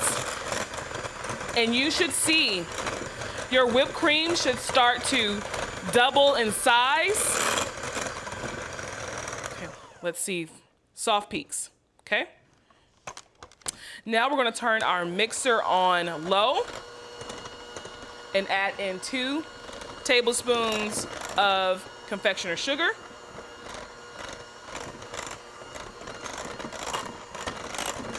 I'm gonna add in a 1/4 teaspoon of salt. Your mixer should be on low. Okay, let's stop it. I'm just gonna scrape down the sides, the spatula, and now we're gonna add our bourbon. 1 tablespoon. I mean, bourbon and pecan pie, why not? Okay. Instead of using the mixer, we're gonna fold in our bourbon. And of course, if you're making this for your family or kids, you can omit the bourbon. Okay, the only thing left now is to try our brown butter pecan pie. All right, let's slice our pie. I don't know which side I want to go on. The crust is really thick on this side. I'm gonna go over here. Use a knife. Ooh, did you hear how crispy that pie crust sounds? Oh man. All right, let's plate our pie. Oh man. Look at that.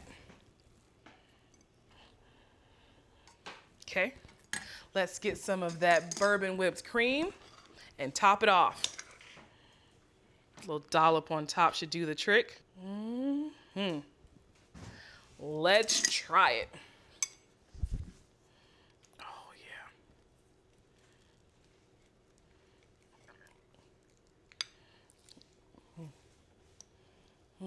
Makes you want to do a happy dance. Wow. That's good. That brown butter in the pie with the pecans and that brown sugar and the molasses is buttery. It's nutty. It's sweet. And then the whipped cream just cools it off on top and it has a little hint of that salt. This is great. I'm making a luxurious creamy pumpkin mousse. So the first thing I need is a cup of half and half. I'm just gonna pour it into a bowl, set over a pan of hot water. I'm just gonna turn the heat on. I just wanna make sure that the bowl actually is just sitting in it, it's not touching the water, and so it just steams. Otherwise the mixture's gonna get too hot. So the next thing I need is a can of pumpkin puree. It's a 29-ounce can. I'm just gonna put it right in. And now I need 1.5 teaspoons of salt. And then some classic pumpkin spices, a teaspoon of cinnamon, half a teaspoon of nutmeg, and 2 cups of brown sugar. I'm just gonna heat it for about 4 to 5 minutes until it gets warm to the touch. And then I'm gonna add some egg yolks and make a custard. Just to make sure the egg yolks don't curdle, I'm gonna warm them a little bit with some of the warm mixture. Just put a little of the warm mixture in, mix it in. What it's called is tempering. Just bring the egg yolks up a little bit in temperature. And then whisk it right back into the mixture. And then I'm gonna cook it for about 3 or 4 minutes until the mixture starts to thicken the way custard would. Great. Okay. Next I need some gelatin. So I need a half a cup of cold water. So it's 2 packets. Just stir it in.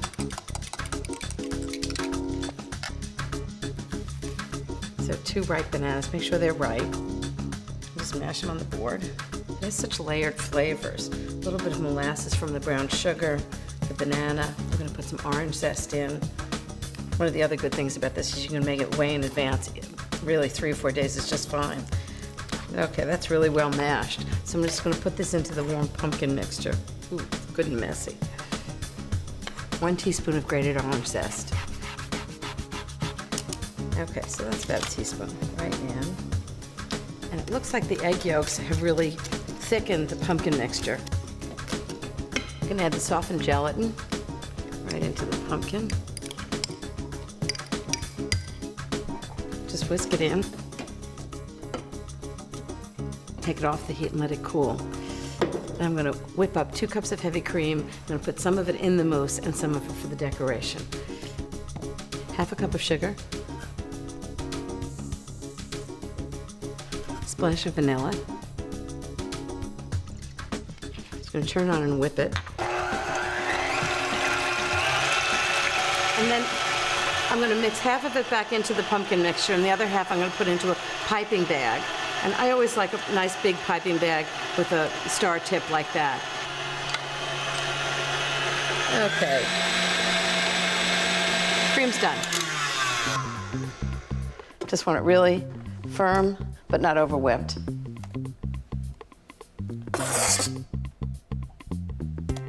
Just take a spatula and fold it in. This is sort of classic folding technique. Have the spatula go right down the middle. Just do it very carefully. Okay, that's good. So now I'm just gonna pour it into a mold. Just pour it right in. This is enough mousse for about 8 people.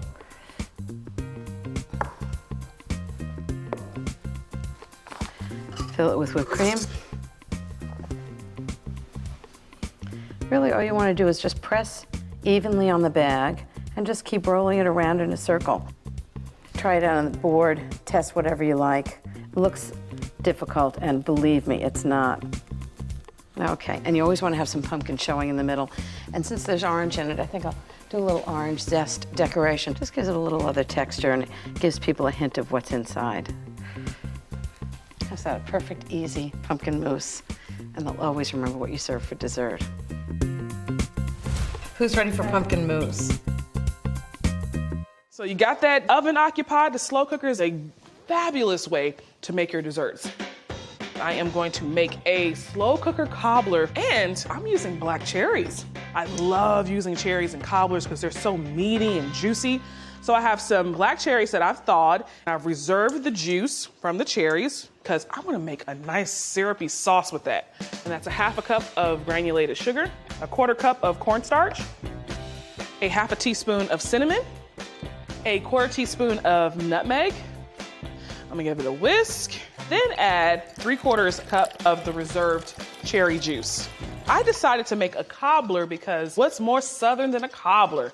And I thought it would be better to use the slow cooker so I can focus on everything else that I need to make. So you got that oven occupied. The slow cooker is a fabulous way to make your desserts. And as this gets nice and hot, it's gonna turn into this beautiful cherry syrup. And I'll pour this back into the slow cooker with those thawed cherries. Mix that around. All right, gotta make my topping. And I decided to just kind of lighten it up a bit. I'm using some reduced fat milk and a little less sugar than I normally use, but still great nonetheless. So for my dry ingredients, I'm using 1 1/4 cup of all-purpose flour, 1 1/2 teaspoons of baking powder. It's gonna be fluffy and airy. Half a cup of granulated sugar, a half a teaspoon of cinnamon, and a quarter teaspoon of salt. Give it a whisk. All right, so I've mixed my dry. Now for my wet, 1 egg. And now I'm adding 2/3 cup of reduced fat milk. I have some melted butter.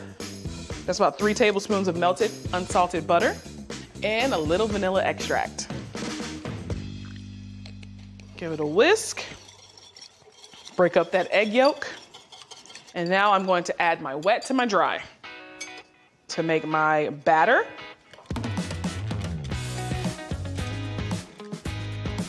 Alrighty, so I'm gonna add my batter to the top of this. Okay, so I'm gonna cover this and cook it for about 2.5 to 3 hours on low. And when it comes out and it's nice and warm, I am gonna serve this with a scoop of ice cream. When I bought Bear for Contessa from Diana Estrada in 1978, she was famous for her chocolate cheesecake.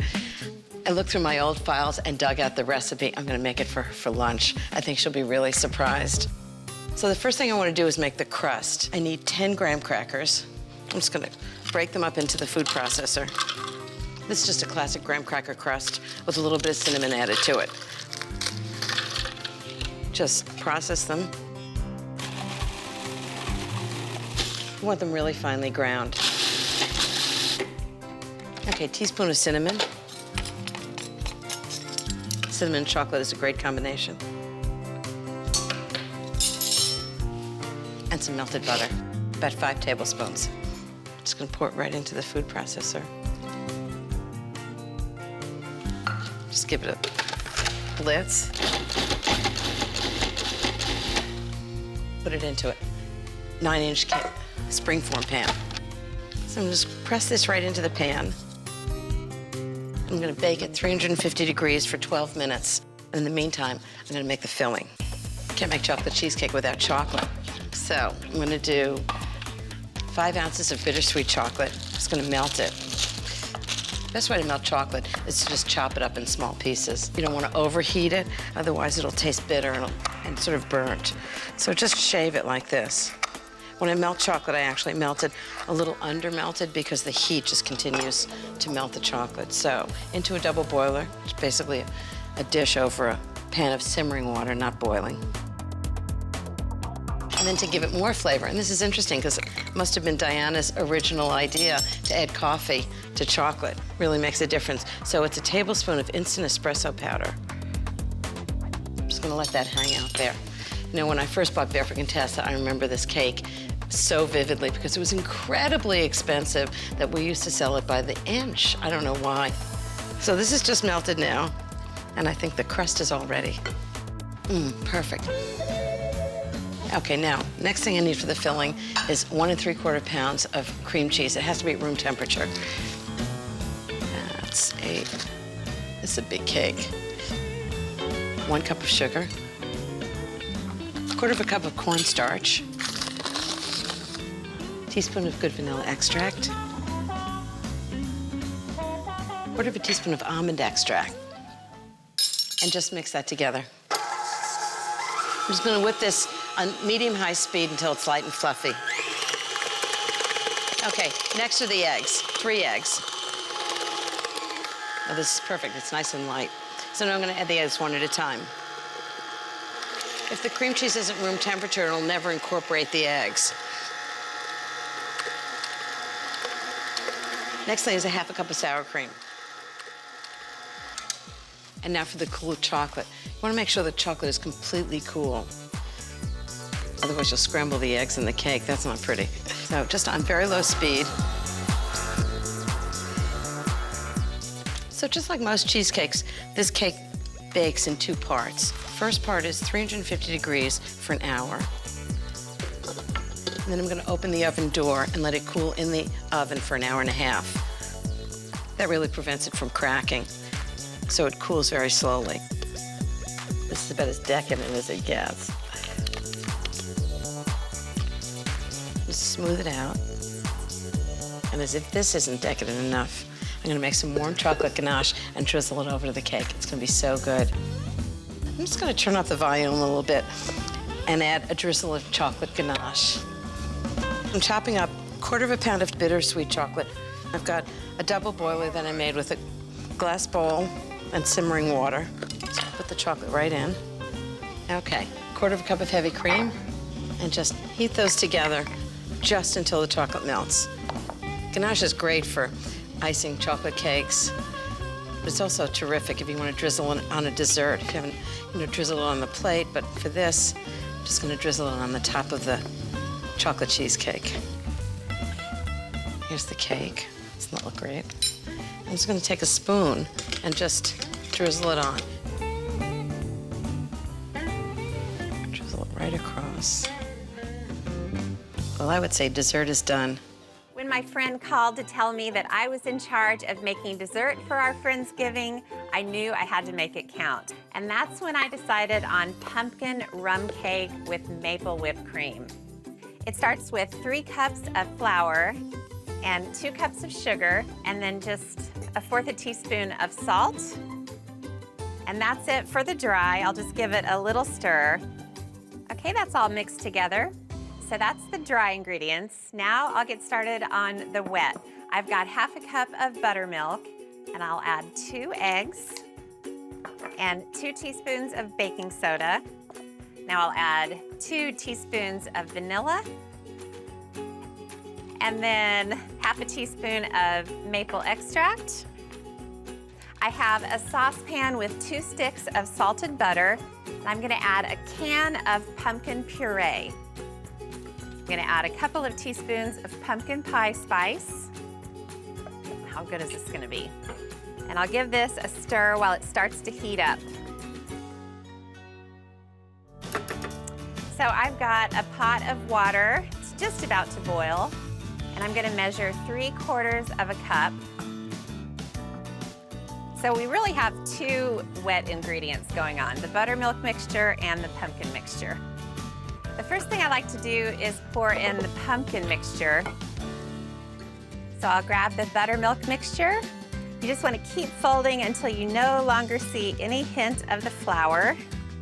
Now I've got a regular Bundt pan, and I greased and floured it just to make sure that the cake doesn't stick. Baking first. The cake goes into a 350-degree oven for 45 minutes. Then I'll check that it's done by inserting a skewer in the center. Yep, that's good. Then I'll take it out and cool it on the counter in the pan.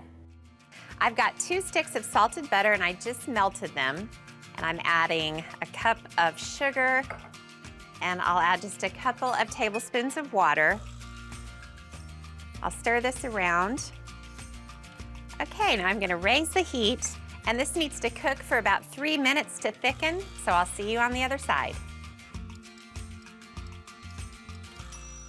Okay, the syrup has been boiling away, so I'm turning the heat off before I add the most important ingredient, a whole cup of rum. This is actually spiced rum, and you want to pour it in slowly so that syrup mixture doesn't get too angry. Just a teaspoon of vanilla. All right, the rum syrup is ready. So now I'll get the cake ready. First thing I'll do is turn the cake out onto a rack. That's when you're glad you have thoroughly greased and floured the pan. So I've got a wooden skewer, and I want the cake to be able to really soak up a lot of this syrup. So I'm just going all around the cake just to give that rum syrup plenty of places to go to. Okay, that looks great. Now, this is a cool trick. Rather than try to pour the syrup on the cake while it's on the rack, I'm gonna pour half of the syrup into the Bundt pan, give or take. And then, you guessed it, I'm gonna put the cake back into the pan. Just wanna make sure I line up the grooves. And then, oh my gosh, that syrup is just completely enveloping the cake. Now we can't forget about the bottom of the cake. So you wanna do the same thing with the wooden skewer. And then the rest of the syrup gets poured on top. Okay, now the cake needs to soak up the rum, and that's gonna take an hour. Here's what happened when I served it up. I cut everyone a generous slice. I mean, it's Thanksgiving after all. Then it was all about the cream, which is just a cup of heavy cream whipped with a teaspoon of maple syrup. And I finished it with a sprinkle of pumpkin pie spice for some Thanksgiving magic. My pumpkin bundt cake with white chocolate glaze. Ooh. My pumpkin of choice is canned pumpkin. Jeffrey, you're gonna make cream cheese filling. This is just cream cheese, sugar, vanilla, the usual suspects, right. a little nutmeg. So to this, I'm gonna add my 4 eggs and just dark brown sugar and then light sugar. I love the dark brown with the pumpkin. It's just so right. Molasses. Whoa. Jeffrey's got that cream cheese filling going, and when you're done, Jeffrey, put it in the piping bag and let's get it in the fridge a little bit. Yes, chef. I've made some brown butter, and I do a little combination of half brown butter and half olive oil. You know you love a little butter and a little oil in a I cake. love butter. Flour, and then salt, baking powder, and baking soda. And then the fall broken into ginger, nutmeg, clove, cinnamon, right in there. The dry ingredients in there, right? Spread them out. Smart. Just a little, be gentle. Bundt pan, butter it, grease it, grease underneath it, everything. grease it the hurts oven, to look at it. It's so shiny. It grease really the does. floor. Now, this is a little bit of strategy, which is you want to drop the batter in, and you want to drop a little under half here. Yeah. Carve a little trench in here if you want with a, just get in there a little bit, and then just go in there, right? And you want to kind of press down so that the filling goes down into the batter. You're using your leverage that you already have. Look and at this then kid. drop the batter on top. Drop it like it's gourd. Yeah, you can't smear or spread here, which is like generally my impulse. I love it. All right, so you've got your batter on top. Give it just okay. a little. You do. Air out, yeah. You need it. You need it. So I'm gonna go into the oven with this, 350 degrees for about an hour. And it's nice to cool a cake in the pan because it gives you time to wonder if you're gonna be able to unmold it. All right. That's what I was gonna say. I was like, oh God. Good. It's so good. Perfect. Oh, Oh, peekaboo. My goodness. Yes. Cordiality. Oh my God, it's beautiful. So I have some white chocolate, which Fancy I that. warm gently over a double boiler, and what I'm gonna warm it with, I have underneath. Okay. A white chalk ganache. Yeah, a little, exactly. Pinch of salt in there, of course. those Tiny orange bit. slices. And I just run the orange over. Okay, if you let it sit for a little bit and cool, it thickens up even more, and you definitely want to do that, right? Gets really thicker. Yeah, and then we go over it. Oh, red waterfall. Racing down the ridges. Waterfall. What am I gonna do when I make a cake at home and you guys aren't here to I don't make know. this peanut gallery? Oh my God, you got something inside there too I forgot about. Totally You forgot. revealed. Cream It's cheese. Can we just reveal? vibes. I mean, Oh, yeah. Come on, girl. Yeah. Okay. What is that? Chicago. Looks like an oven mitt. it's like Chicago. It does. That looks like Michigan. So I've got the apples, they look gorgeous from the farm, and now I'm just gonna make pie crust. don't know why, but I think people find pie crust more daunting than anything else that we make. I'm going to show you the secret of really good pie crust, and it's about very cold ingredients. So I'm going to start with 3 cups of flour, just regular all-purpose flour.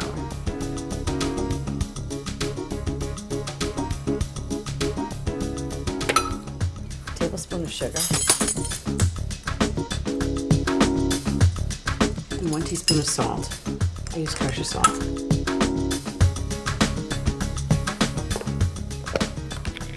Now for the shortening. There are all kinds of debates about what kind of shortening to use for pie crust, but I actually combine vegetable shortening, and I do it very cold. It comes out of the refrigerator. And butter.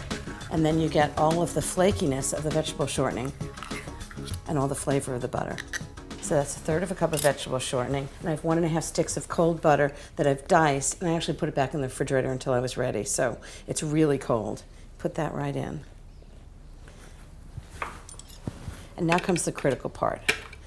What you want in the dough is little bits of butter and shortening through the dough. You don't want it totally pureed.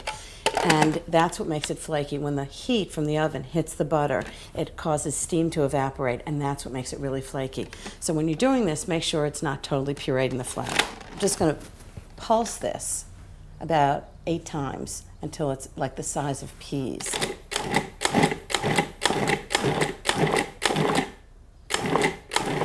Maybe 10 times. So you can still see bits of butter and shortening in the flour. And that's what's going to make really flaky pastry. I'm going to do maybe 1 more pulse. Okay, so the next thing is ice water. And I need about 8 tablespoons, which is about 1/2 cup. So I'm going to pour out the ice. Excellent. So I'm going to turn this on. And just let it go around until it forms a ball. Okay, we're there. So now I'm going to refrigerate it for about 30 minutes. It's a really important part of making good pie pastry. Okay, now for the filling. Deep dish apple pie. 4 pounds of apples cut up in big chunks, and I'm going to flavor it with a little bit of orange zest and lemon zest. 1 tablespoon of orange juice and 2 tablespoons of lemon juice. This not only flavors it, but it keeps the apples from turning brown. 1/2 cup of sugar. It all depends on how sweet the apples are. These are pretty tart. 1/4 cup of flour. And a teaspoon of salt. Okay, now for the spices. 3/4 teaspoon of good cinnamon. 1/2 teaspoon of good nutmeg. I love the way it smells. It smells like apple pie spices already. Okay, 1/8 teaspoon of allspice, which is really a pinch. And then I'm just going to mix it all up. And then right into the crust. This is a lot of apples for this pie crust, but I like it when it's piled high. Mile high apple pie. Okay, now for the top crust.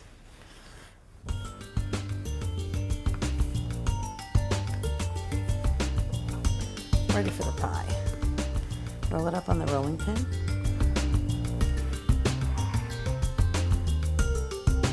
And roll it really gently over the apples. There's so many different ways to crimp a pie. I think everybody likes to do it the way their mother did it. But what I like to do is just roll the top crust underneath the bottom one. I want to make this really old-fashioned looking. Okay, once that's done, you can either crimp it with a fork. Crimping is about keeping the 2 crusts together so it seals in the juices. Or you can do it with your fingers. I think I'll do it with my fingers. Okay, crimped. Now, I'm going to do an egg wash. It's going to make the crust really nice and brown, which is 1 egg beaten with about a tablespoon of water or milk or whatever you have. Just brush the whole top. Okay, a little bit of sugar, make it nice and shiny. And then just a few holes in the top to let the steam escape so the crust gets nice and crisp. Sort of old-fashioned. Okay, into the oven, 400 degrees for about an hour and 15 minutes.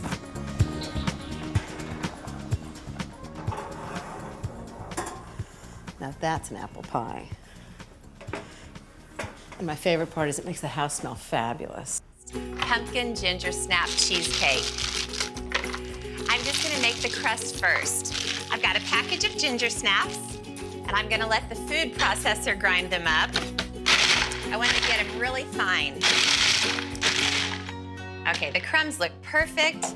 Oh, I love the smell of ginger snaps. I'll add some brown sugar and some chopped pecans. I chopped them pretty fine. And a dash of salt. There's a lot of sweetness in here. I'll just stir this together and mix it up. To bring the crust all together, I'll drizzle in some melted butter. This is about 6 tablespoons of butter, not too much. You just want enough to make the crumbs come together. All right, the crumbs look delicious. So I'll just dump them into a springform pan. And then I'll just use my fingers to press it into the bottom of the pan. And I want to bring the crumbs up along the sides of the pan by about 1/2 inch. Before I pour the filling into the crust, I'm just going to chill it for about 30 minutes. So while the crust chills, I'm going to go whip up the delicious filling. So I'm just going to get a whole bunch of cream cheese into the mixer and beat it until it's soft, scraping the bowl once. I'll add a can of pumpkin puree and mix that in, scraping it again. Then I'll add 3 eggs, one at a time. That's the first, the second, and the third. Okay, now it's in with sour cream. And next, with the mixer on low, I'm gonna add sugar, cinnamon, nutmeg, and vanilla. I'll really scrape the bowl before giving it all one final mix. Okay, that's done. Ready for the next step. The crust should be all set. Yep, looks good. Now I'm just gonna pour this luscious filling right in. This stuff is divine, delightful, all the adjectives that begin with D that I can think of. I'll just spread this into a single layer. Lad dropped me off and he actually has to go back out there and work a little bit. I'm sure he won't get as much done without me helping him, but he'll get by. All right, the cheesecake just needs to go into a 350-degree oven for about 50 minutes. Now, while the cheesecake bakes, I'm gonna whip up a delicious salted caramel sauce to drizzle over the top. Not only is it yummy on the cheesecake, but it's also good to drizzle over all the other pies that people are bringing. It's so easy to whip up. Here goes. I just get some butter into a pan, along with brown sugar, heavy cream, vanilla, and some salt. Then I'll gently whisk it for 5 minutes or so, just until it thickens. Now I'll just get the sauce into a jar. Oh, look at that sauce. So thick and rich. Dessert tomorrow can't come soon enough for me. Now, this is the moment that the cheesecake gets freed from its pan. I put it on a cake stand and it goes on the island. And let's just pause for one small second for a dessert fantasy.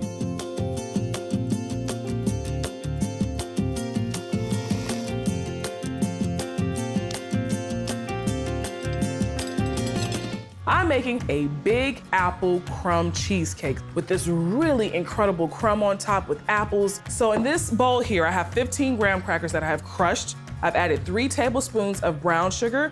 I'm adding 6 tablespoons of melted butter. So this is a classic graham cracker crust, and a 1/4 teaspoon salt to kind of enhance that brown sugar. It's buttery and it's really, really good.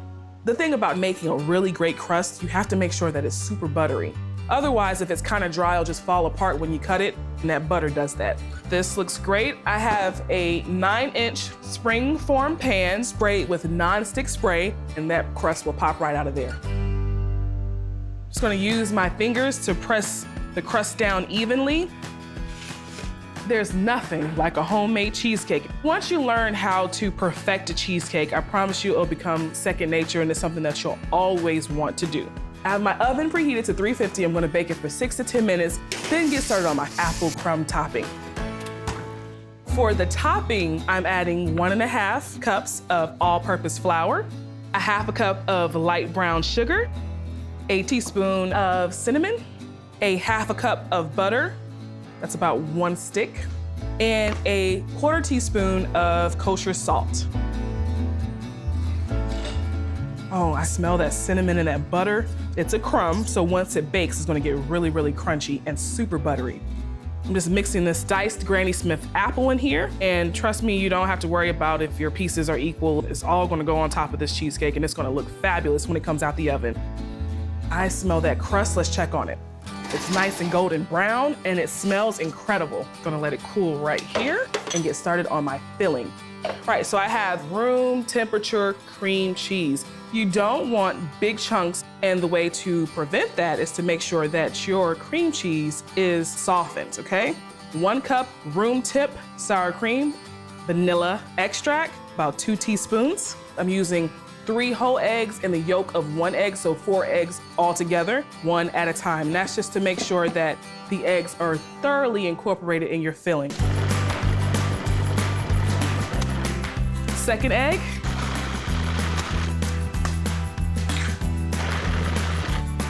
And the yolk of the 4th egg. Now I'm adding in 2 tablespoons of cornstarch and 1 cup of sugar. My crust has cooled down, and it's okay to add my filling now. I'm taking my topping and I'm just gonna put it gently on the filling. Don't worry if some of it sinks in the middle there. Once it bakes, it'll pop right back up. I have the oven preheated to 350. I'm gonna bake it for 60 minutes. Once it's done, I'm gonna turn the oven off. Let it sit in the oven with the door cracked for an additional 60 minutes. Take it out, let it sit for about an hour in the fridge, and I promise you're gonna have the best cheesecake you've ever tasted. One of Jeffrey's and my all-time favorite desserts is French apple tart. And the amazing thing about it is, it looks really complicated. It is so easy, you won't believe it. You really can make it at home. So I'm starting with 4 Granny Smith apples. You can really use any apples, but you want them to be very crisp and tart. I'm just gonna cut them in half. And I use a melon baller to take out the center core. And then just use your knife to take out this little bit of core. All you want is just apple, just like that. And I'll show you how to cut it. So I'm just gonna slice this very thinly, about 1/4 inch thick. Try and keep them as uniform as you can. Small, sharp knife. And now I have the pastry chilling. I chilled the pastry in the refrigerator. It's really important to let it rest. I know pastry sounds daunting, but this one really is easy. I'll show you how I did it. I make it in the food processor. First, 2 cups of all-purpose flour, then 1/2 teaspoon of salt, and a tablespoon of sugar. Pulse it a few times just to combine. Next, 12 tablespoons of diced cold unsalted butter. Remember, ice cold butter is the key to really good pastry. That gets pulsed until the butter is just the size of peas. Then, with the motor running, add 1/2 cup of ice water and pulse it just until the dough comes together. Tip it onto a board. Knead it really quickly. You don't want it to warm up. Then wrap it in plastic and refrigerate it for at least an hour. I'm just gonna roll it out now. A little flour. So I'm gonna roll this out to about 10 by 14 inches. Just roll it from the middle. It's the best way to roll pastry. Okay, this is just gonna go right onto a sheet pan, parchment paper, the easiest way to do it. Roll it up right around your rolling pin and just lay it right on the pan. I'm gonna take one of the apples. I'm just gonna fan these out. Just layer them one on top of the next. You can do it any way you like. You can do it sideways. I like to do it diagonally across. I just think it's prettier. I love the simplicity of this. There's no filling. It's just pastry and apples, butter and sugar. You can do it with peaches or you can do it with pears, but I have to say my favorite is apples. And if you do it with other fruit, you want them to be really firm. You don't want them too juicy, otherwise you'll end up with a mess in your oven. Okay, that's the apples. Now some sugar. 1/2 cup of sugar. I know this seems like a lot of sugar for a small tart, but what it's going to do is caramelize the apples. It's going to mix with the juices of the apples when it bakes. And it's going to be just fantastic. So believe me, you need to use the whole half a cup. Okay, now some really ice cold butter. About a half a stick of butter, and it's chopped up in small dice. And I'm just going to distribute it, and it's going to mix with the sugar. So, cut it in quarters, and then just dice it. So just distribute it on top. It doesn't have to be perfect or exact. Just make sure it's well distributed. 450 degrees, which is a hot oven, 45 minutes, and it'll be golden brown and delicious. If the edges burn a little bit, don't worry, that's what it's gonna do. So the next thing is a classic apricot glaze for the tart. It gives it a really nice finish. So I'm gonna take about a half a cup of apricot jam. If you can find apricot jelly, it's even easier, but I can never find it. Just gonna put some in a pan. Doesn't have to be an exact amount. I'm just gonna heat it up with about 2 tablespoons of Calvados.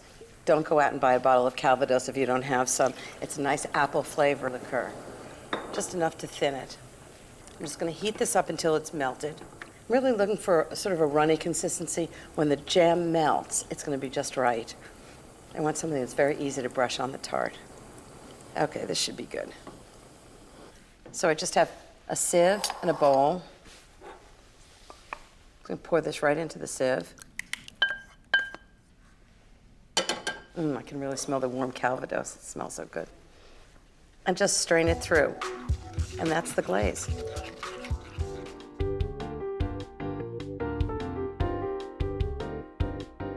I'm making one of our favorite recipes, pumpkin pie, which is rich and custardy and has incredible depth of flavor because I make a cooked filling and then I put it into a pie crust and bake and decorate with fresh whipped cream. So to start, I'll take my 1 can of pumpkin and I'm gonna add it to a saucepan. I'm gonna add 1/3 cup each of granulated sugar and brown sugar and 1/4 cup of maple syrup for my 3rd type of sugar. And that's just gonna mean more dimension of flavor. I'll season with a teaspoon of salt. And now I'm gonna cook this, stirring until it's glossy and thickened, and that's gonna allow the sugars to melt and caramelize. This is smelling really good. I'm gonna grab my heavy cream and milk. I'll add 3/4 cup of each of these. And one thing that I find so uniquely delicious about this pie is that you can actually taste the milky richness of it. And I'm using the combo so that it's really rich, but not overly rich. I'm gonna switch to a whisk now so I can whisk it all in. And now I'm just gonna heat this until the milk gets steamy. I don't wanna bring it to a boil and scald the milk. This is looking so creamy already. As this heats up, I'm gonna crack in my eggs. I've got 3 whole eggs and 2 egg yolks for added richness. So now anytime you want to incorporate eggs into a hot mixture like this, you've got to temper them, and that means warming them up gradually. Because if I were to just crack them in, they would scramble and the texture would not be smooth. I'm gonna grab a ladle. This always takes some coordination, but I'm gonna add a little bit of the hot mixture as I'm whisking the eggs. And this is essentially gonna gradually cook them while maintaining their smooth texture. My egg mixture is warm to the touch, and that's how I know it's ready to be added back into the pot. So with one hand, I'll drizzle it in, and with the other hand, I'm gonna continue to whisk. Perfect. I'm gonna continue to cook this while it thickens, and in the meantime, I'll grab my spices. I've got cinnamon and nutmeg, and pulling out the fancy vanilla beans. Oh, they smell so good. So I'm gonna slice it in half and just scrape out the pods. And I'm gonna use the blunt end of my knife to scrape them out. And this is gonna add fancy vanilla flavor and really pretty speckles. Okay, I'll scrape this into the filling. A little really goes a long way. And then I don't like to add too many spices, just enough to enhance the pumpkin flavor. So 1/2 teaspoon of cinnamon and 1/4 teaspoon of freshly grated nutmeg. I'll whisk this in. I love being able to see the speckles of the spices and the vanilla bean. My filling is done. I'll grab my crust, which is blind baking in the oven. This is just my go-to pie crust. Flour, sugar, and salt, blended with cold butter, and then formed into a dough with a little apple cider vinegar and ice water. I rolled it out and crimped the edges. This is beautiful. I'm gonna taste the filling before I add it in, just in case I wanna make any adjustments. Yum. There are so many things going on in that filling, and they all just mesh together in the most beautiful way. I'm gonna pour this into the crust, and I'm gonna bake this at 375 degrees for 30 to 40 minutes until the outside is set, but the center is still a little jiggly. That's how you prevent it from cracking.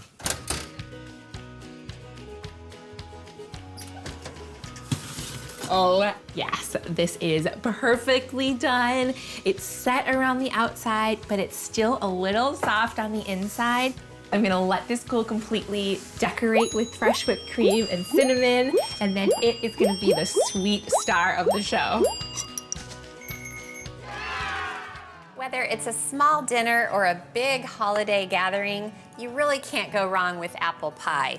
Now this one has a crumb topping and it's drizzled with caramel sauce at the end, so it pretty much takes apple pie to a new level. Now I'm making the crust for the pie. I started with 3 cups of all-purpose flour. I used a 1.5 cup measure. They're so handy.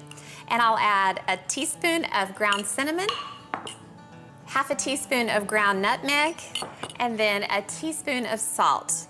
This is the pie crust recipe that my friend Sylvia shared with me years and years ago. I added the spices just to give the apple pie a little bit of an edge. I got all that stirred around. Now I'll add 3/4 of a cup of cold shortening. I just cut it into squares. And then the same amount of cold butter. Now I'll just use a pastry cutter to slowly combine the dry ingredients with the shortening and butter. I got most of the big chunks of shortening and butter broken up. So now I'll add a beaten egg. I didn't overbeat it, I just barely stirred it around with a fork. Now I have a little container of ice water, and I'll just add about 5 tablespoons right over the top. Whenever you're making pie crust, it's important for the ingredients to stay really, really cold. Otherwise, everything falls apart. Now finally, a tablespoon of vinegar. The acid in the vinegar just helps the pie crust stay extra tender. Now I'll just stir it around with a spoon until it just comes together. Now I'll just break the dough in half, and then I'll put each helping into its own plastic bag. I'll just form it into a rough ball. And then after I stick it in the bag, I just flatten it slightly, and that'll make it easier to roll out later. Okay, I'll get the second one in. This pie crust is so good without the spices, but it's particularly delicious with. All right, now I'm gonna stick the pie crust into the freezer. This crust is for a future pie, and this one just needs to chill for about 20 minutes. So when the time's up, all I have to do is get the dough out of the bag and onto a floured surface and start rolling. I just keep going until it's slightly larger than the pie pan. Then I roll it around the rolling pin, lift it onto the pie pan, carefully unroll it, and press it in. Then I tear off the excess dough and tuck the edge under neatly and go around pinching the dough to crimp it. I've just been slicing a bunch of peeled apples. I've got about 6 to 7 cups of apple slices in the bowl. And now I'll add 1/2 cup of sugar. And then to make it a little bit thicker, I'll add 1/4 cup of flour. To combat all that sweetness, it needs a little salt, about 1/4 teaspoon. And then I'll slice a lemon in half, and I'll just squeeze in the juice of 1/2 of it. That is all combined. Now I'll just bring up the beautiful crust, and I'll just pile the apples right in the crust. And when I say pile, I mean pile. I don't believe in having a level apple pie. Okay, just perfect. Now, there are many delicious things about this apple pie, and this crumb topping is one of them. It's butter and flour cut together with some brown sugar, quick oats, which give fabulous texture, and a little salt, all stirred together. Okay, now the crumb topping just gets sprinkled all over the pie. Use my hands. If some of it falls onto the floor, no problem. There's plenty more where that came from. big pile. Now I'll just use my hands to let it fall into the cracks. Oh my gosh, look at that. Gorgeous. Now the pie goes into a 375-degree oven for about an hour. Then there's another thing to add to the topping before it finishes baking. Half a cup of chopped pecans. Delicious. Okay, back in for 5 more minutes. Well, my house smells heavenly, and that means the pie is ready to come out of the oven. It just looks amazing. Oh, nice and golden, those crunchy nuts on top. The crust looks gorgeous. Now to finish it off and to make it caramel apple pie, I'll just crack open a jar of caramel sauce and I'll just drizzle it all over the pie. My gosh, that looks so good. So the first thing is half a cup of half and half. And I'm gonna put it into a double boiler. And the next thing is 1 15-ounce can of pumpkin puree. I've done this with cooking a pumpkin and pureeing it, or a can of pumpkin puree, and believe me, you can't tell the difference. And I can tell you which one's easier. Okay, so that's in. Next ingredient is 1 cup of brown sugar. And you want this sort of lightly packed. It's how brown sugar is generally measured. Right into the pumpkin. 3/4 teaspoon of salt. 1/2 teaspoon of cinnamon. And 1/4 teaspoon of nutmeg. So now I'm going to make the custard. So I've got 2 egg yolks, and what I want to do is I want to warm up the egg yolks a little bit with a pumpkin mixture so I don't end up with scrambled eggs. Just like making a traditional custard. And then pour the whole thing back into the hot pumpkin mixture. See, a nice scraper. Just want to get all of it. And just mix that up. And just cook that for about 4 or 5 minutes. So I'm going to take 1 package of gelatin and just soften it in 1/4 cup of cold water. When it's chilled, the egg yolks are going to help the mousse to set, but the gelatin's going to help it too. Okay, off the heat. I'm just going to add these other ingredients. Mashed bananas.